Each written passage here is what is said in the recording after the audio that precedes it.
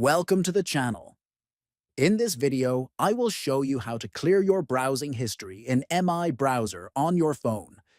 If your browser is getting slow or you want to maintain privacy, first, unlock your phone and open the MI Browser. Next, look toward the bottom right side and tap on the profile icon. Then, observe at the top right corner where you will find the settings icon.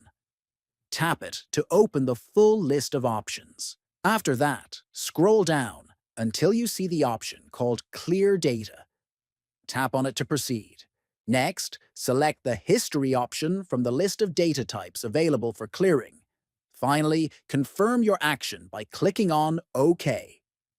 Your browsing history will now be removed from MI Browser.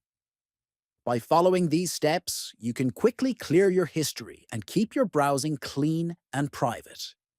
Thank you for watching.